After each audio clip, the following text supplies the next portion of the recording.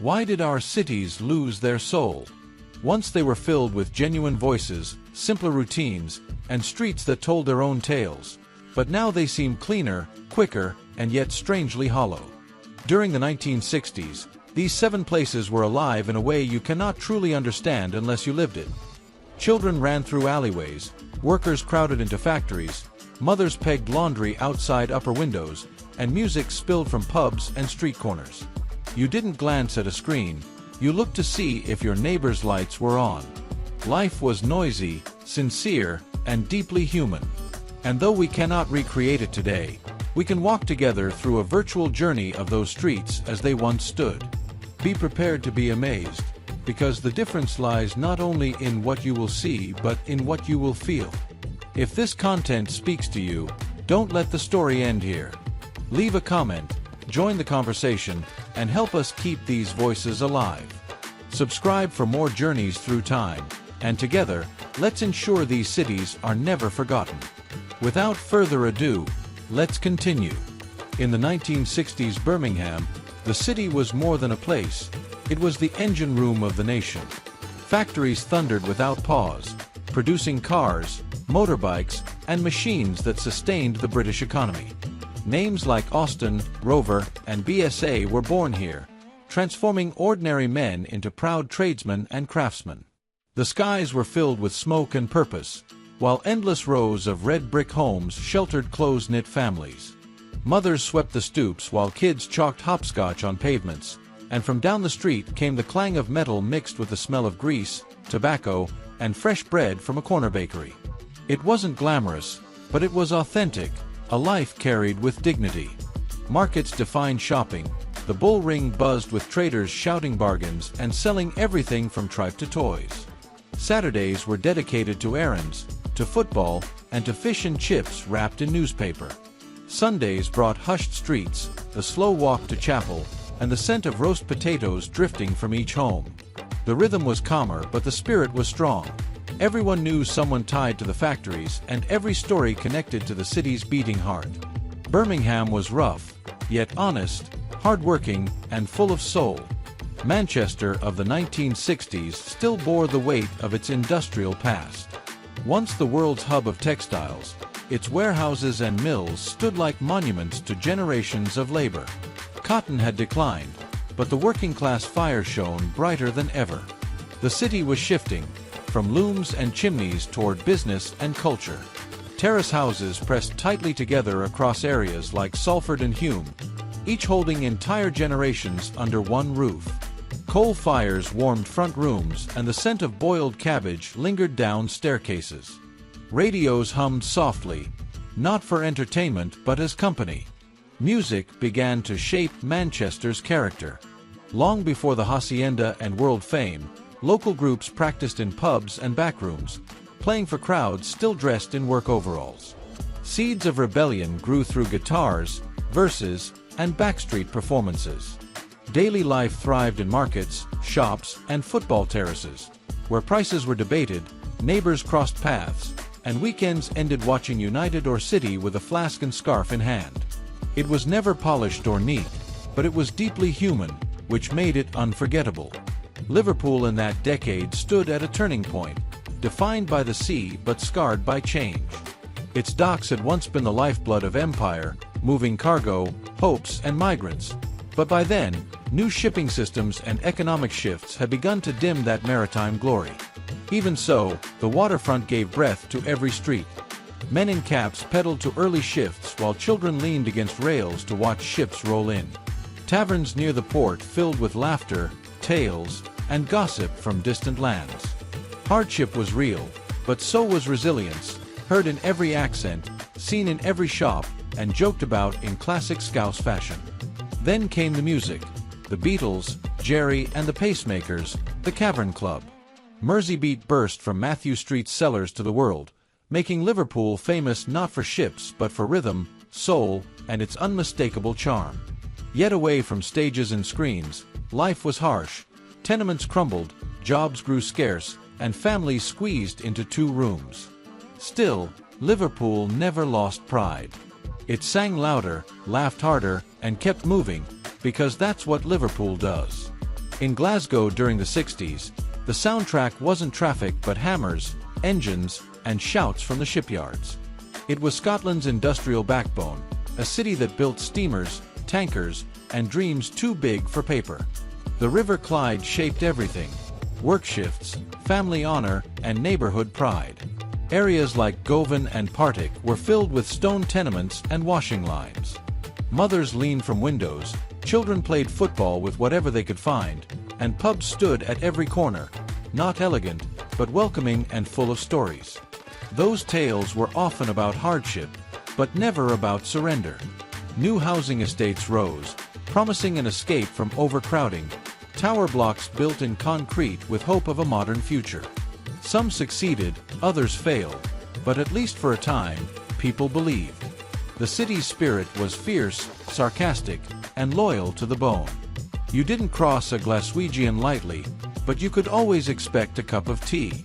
It was a city that fought to keep its identity, and even as decline set in, it never stopped resisting. Leeds in the 1960s was a place in transition. Its textile roots still ran deep, with factories and mills busy at work, but alongside the old hum of machinery came the growth of commerce and education. Men clocked in early shifts, women stitched fabrics in long rows, and the air carried the scent of wool.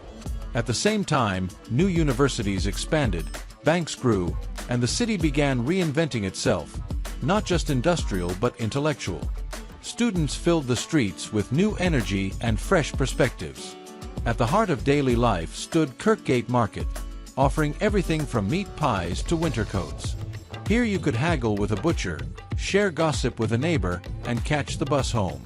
It was noisy, warm, and alive, never glamorous but always vibrant. Leeds was a city of opposites: smoke and scholarship, mills and modernity. It didn't shout like Liverpool or roar like Glasgow, but it worked steadily, laying the foundations for the modern city to come. Sheffield of that era was the true city of steel, not just by name but in character. The crash of machinery, the hiss of steam, and the fiery glow of molten iron filled everyday life. Men labored with fire and grit, returning home with sooty hands and quiet dignity. Factories dominated the skyline, and workers set out at dawn with lunches wrapped in newspaper. Children passed chimneys and slag heaps on their way to school, while evenings gathered families around the radio or, if fortunate, the television. Sheffield streets carried a humble dignity.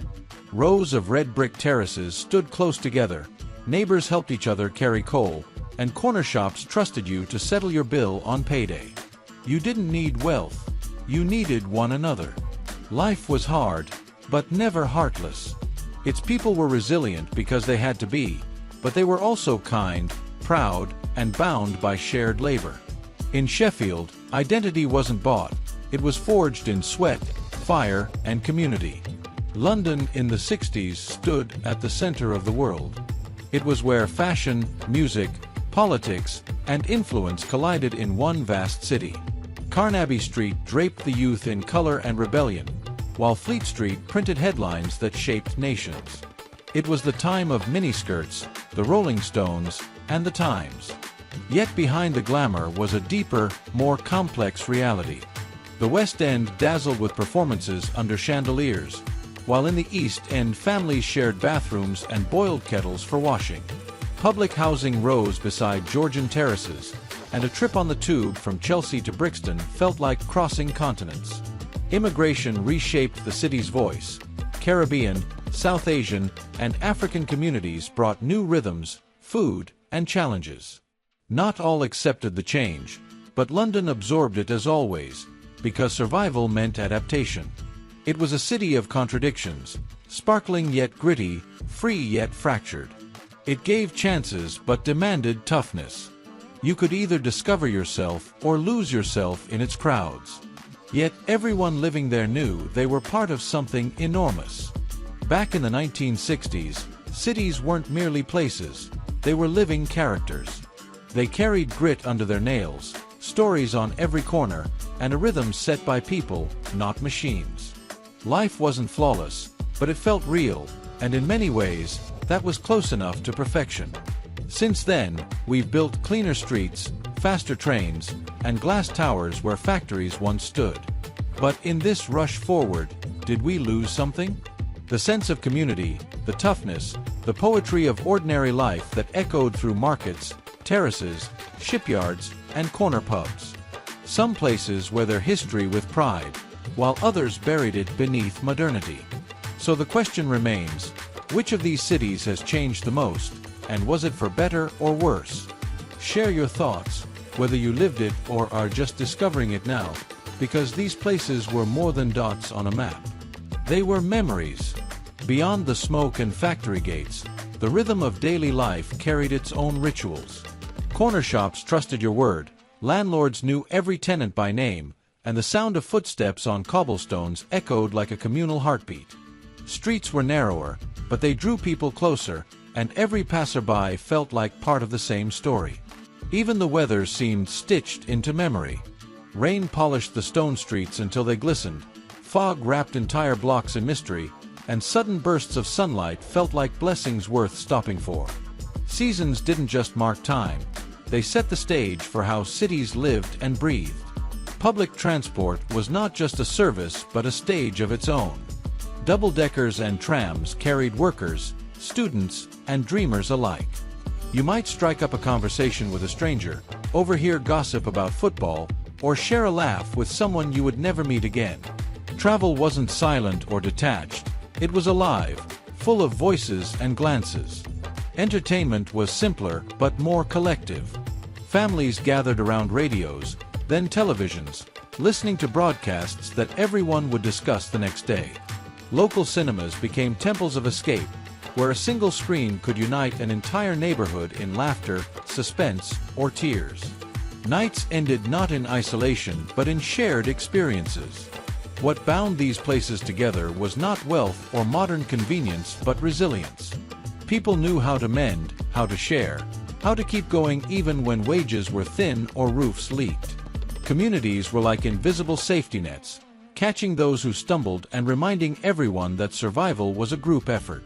Looking back, those cities remind us of something that progress often forgets, that greatness isn't measured only in skyscrapers or speed, but in the warmth of voices, the familiarity of streets, and the small rituals that gave everyday life its poetry. Street sounds carried a different weight back then.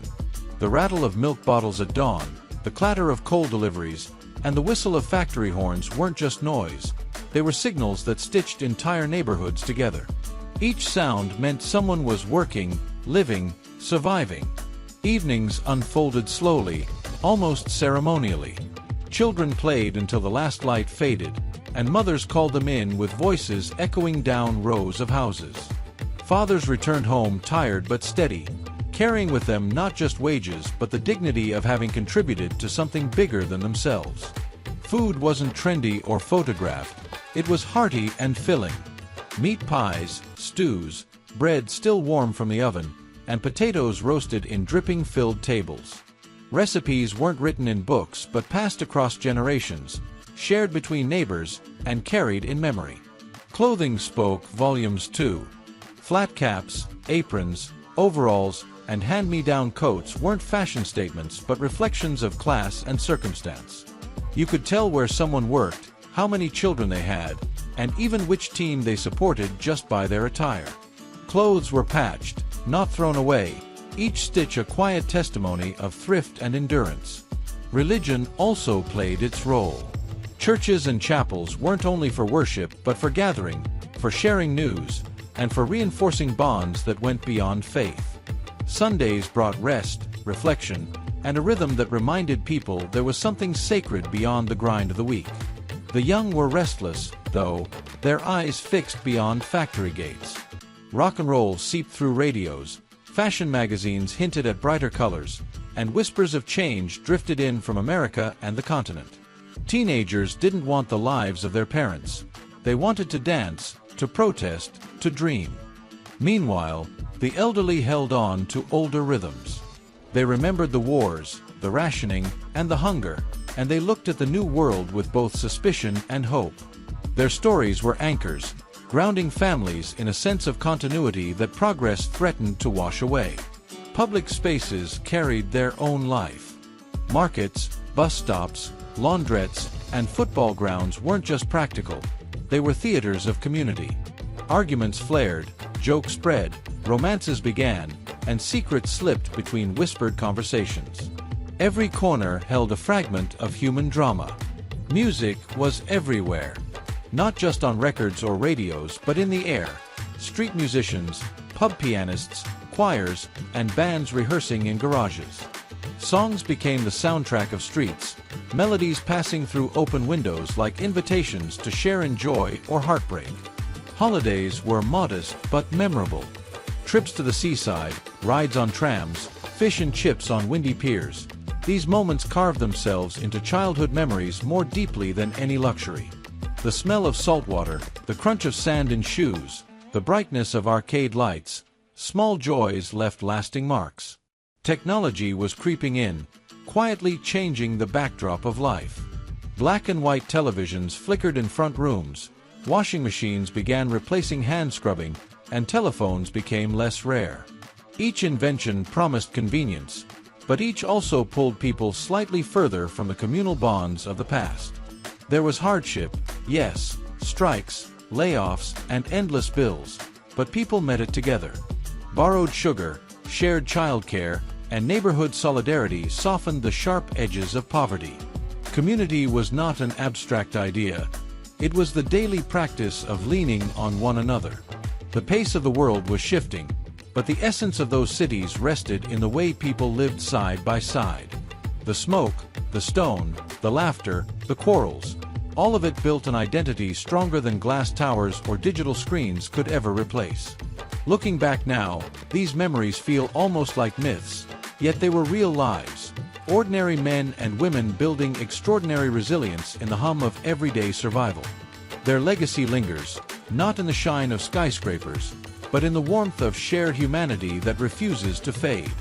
Back gardens were small but alive, filled with clotheslines, tomato plants, and children chasing one another through patches of worn grass.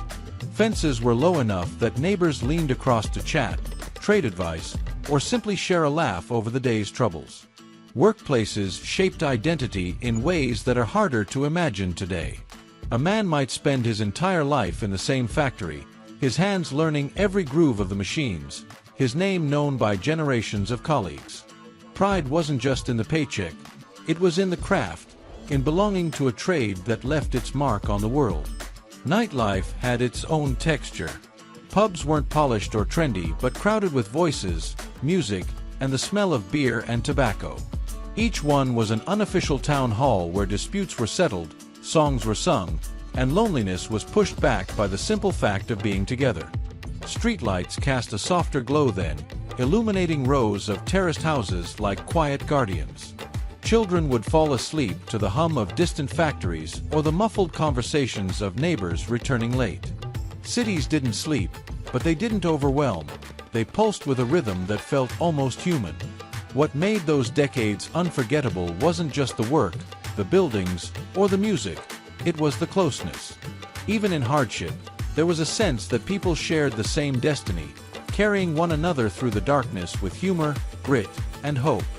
If these memories moved you, don't let the story end here. Leave a comment, join the conversation, and help us keep these voices alive. Subscribe for more journeys through time, and together, let's ensure these cities are never forgotten. See you next time.